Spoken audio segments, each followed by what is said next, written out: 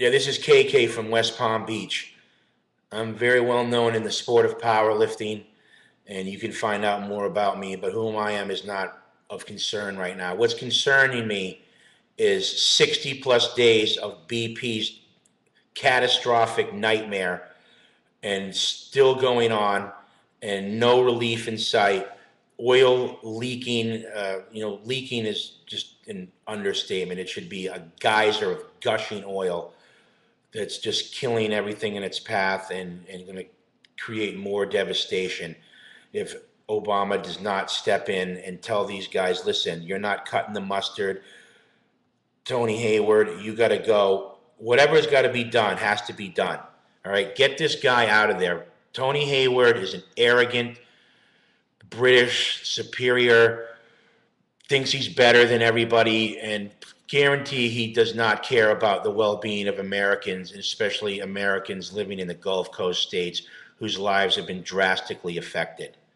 Okay, I just find the irony of this British man telling America that he's doing this and doing that. I feel like I'm looking at, Simon Cowell or something. I'm sick of this British invasion, if you will, here in America. Right? They're on TV telling us how to eat, cook, walk our dogs, sing, dance, raise our kids. And everybody's just like, okay, okay, we're stupid. We need to have British people telling us how we should live our lives here in America. And it just like it's so commonplace now, and no one says anything about it. And I feel this is just even more of a slap in the face when we have an arrogant BP standing for British prick, because that's what Tony Hayward is, telling America how sorry he is and what he's going to do and make things right, when he makes comments like, I want my life back, and then have another executive referring to people as the small people instead of having the common sense to say working class. All right, you guys are the small people for the way you're handling this, if anyone deserves to be called small. All right, and yes, Obama, you didn't, this is not your fault, but the way you've handled this and responded to it is unacceptable. After a week, 2 weeks tops, you should have completely taken over. You and BP have some relationship, meaning the government and BP have some relationship where you are afraid to step on their toes. They are just calling way too many shots, taking their sweet time to get people paid, reimbursed, hire new people, all these stipulations. They're obviously not above board. They are complete liars, and you need to call their bluff. And that maybe day 70, come in and bring in the cavalry. I know lots of people didn't vote for you that are giving you all this criticism, but I think that if you really took the reins and put BP's ass to the fire, held them accountable, that you would get a lot more Americans on your side, and I will be one of them.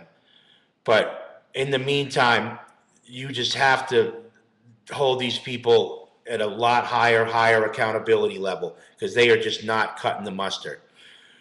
I'm sitting down here in West Palm Beach each single day, the passing day that goes by, wondering, is this oil going to come down here? I own property in the Keys.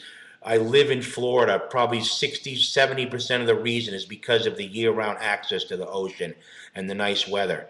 And the thought that this could be ruined, that the ocean could be dead and come around the loop current and get into the Keys, one of the Floridas and the world's most sacred resources and treasures, is the Florida Keys. It's completely unique and an experience like none other. And I encourage everyone to get down to the Keys as soon as you possibly can. God forbid, in case this oil does come here, because it's a special place.